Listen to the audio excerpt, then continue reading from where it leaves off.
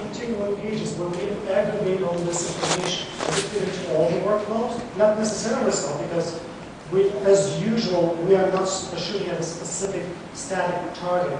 The workflow is always a moving target, and we always need to adapt. But right now, actually, instead of the multitude of the different searches that they do and the different copy and paste exercises, they can go to the specific pages where we have assembled the entirety of searches. I'm using search charitably here as not just actually search, but as an exterior spam, all the actually the related actions that we're going to take, and it simplifies considerably their workflow. Is this nirvana? Definitely not. Actually, what we're looking for a step further is to allow the users to go to specific sections of particular documents, enable us actually to integrate further into their workflow, get to the specific paragraphs, be able to merge into what they need and keep track of the report that they are building along, and be able to turn over and over and over, simplify the number of steps that they need to take by using actually this data set behind the scenes.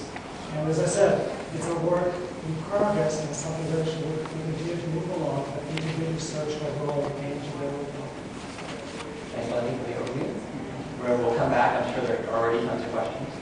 But wait, there's more. So let's switch over to you there. Hi, Beverly Jamison from the American Psychological Association.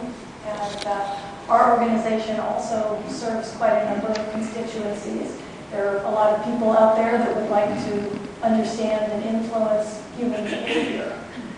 From the perspective of disciplines, we overlap with medicine, with neuroscience, with education, management, law, and a host of disciplines.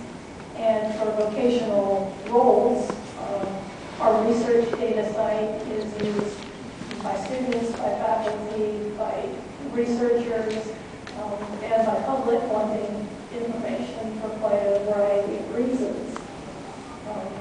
Taking a look there at a result from a unified search across our platform, you can see there's quite a variety of content, journal articles, books. We have a new database that isolates out tests and measures, which are needed for a variety of reasons. And that's certainly one of the cases where we need to connect that data back. We also need to offer searching, browsing, saving personalized information, navigating through a thesaurus. So again, the finding itself can take quite a variety of forms, and then the results also are heavily interconnected. For example, if you have a test instrument that you're going to use, it can be helpful to know how that's connected to the existing research. And it's key for us to be able to operate on the primary literature, the primary documents there. We also take in information from the outside. Our Psych-Info database, like Medline, but for psychology. So we're indexing several thousand journals, 3.5 million records, 60 million or so references. But that part, and yeah, we're doing new types of information also, such as streaming video of such a therapy session, so we can look at transcripts, and if you are a practitioner and you wanted to do a certain technique, you could rapidly hone in on that. So these types of contents are one area of expansion. We also overlap a little bit with the goals of Congressional Quarterly, and that we're starting to think about what some of the research world calls nano-publications, where you want to isolate a certain fact or statement or assertion that can be backed up by all of this content and be extracted and delivered to the user.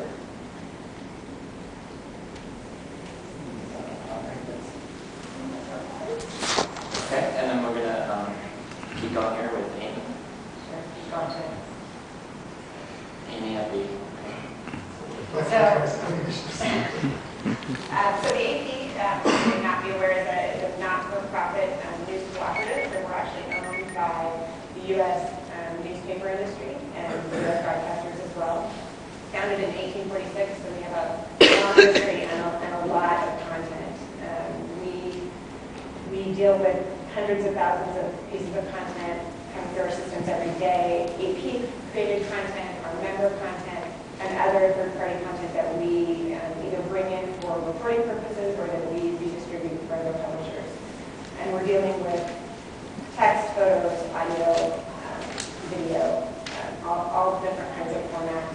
But we're primarily a B2B operation, so we are delivering content to other publishers who then publish it for end customers. So I'm not going to show you pretty UIs because we don't really have one. Our search, we've been focused in the last year or two on moving our digital news archive from a legacy platform onto a new platform, and we're using Logic for that. Our challenges in moving forward with this, we're dealing with somewhere around 100 million pieces of content, going back to 1985. And the content and the metadata, we have a lot of rich metadata on our more recent content from the last 5 years or so. We've made a big investment in sort of tagging our content pretty richly, but that's not true for the other content. And so bringing this high volume of content and what we're really trying to do, we're sort of meeting a couple of different use cases. We do extracts for B2B customers, so we have customers who want to use our content to inform algorithmic trading, who are using it for business intelligence or just for research purposes. So we're trying to do specific extracts of specific sets of content for them. But we also just need access to our archive internally as well. So editors access it for research purposes to know how we covered something in the past. And we use it for operations purposes to answer questions like how much content did we deliver, how much elections content did we deliver on election night in 2008 so we can plan for the most recent election. We use it for things like going back and finding how we've applied legacy codes or metadata in the past so that we can retire that. So we need to be able to go in and answer a really wide range of questions, everything from, give me all of the stories that summarize every Major League Baseball game going back to 1985. Those kinds of things. What are the most significant stories about a celebrity or a company or a major news event? So we're trying to really get to the place where we can isolate, the exact, complete, relevant set of content. And it's a challenge when you're dealing with this volume of content. I mean, I don't know, in the big data world, 100 million is actually that big, but it's been a challenge for us. We tried the relational database approach in terms of, having to shred everything and then do these crazy contortions to try to get answers out of the content. And so the benefit for us has been that we don't have to know ahead of time all the questions we're going to want to answer in next month or in 5 years or in 10 years. We can just put it all in there and we have the capabilities to search right out of the box. So just coming back to this, so thank you. And I'm going to come back to you for sort of a critical question. People germinate on their questions. When you talk about the type of content and is it big data, I think that the things that you have, the complexity of content, is half of it. But when you talk about those complex queries, one of the things you discussed in the prepping was speed. Can you ask a question and get a reason why it's better? Can you talk a little bit about sort of the use case for you, because you guys are a smaller end user group, but what's the really important thing for you guys as the end user group and what you're looking for in this search product? In the speed specifically, or? I was giving you a hint. Well, some of these abstracts used to take us weeks or months to deliver, and now it's something that we can do in a day. So just in terms of sort of being able to meet our business goals and help our customers more quickly, that's been obviously a huge advantage. I think the other piece that we're working on is being able to go back and enhance our metadata, so using search to go find content that we can then improve so that future searches will be faster and easier because we know exactly what we're looking for. But as you mentioned, we have a small set of pretty highly trained users who are going in and as familiar with the syntax, able to go in and really drill down. And I think, we're sort of only partway into our implementation. We haven't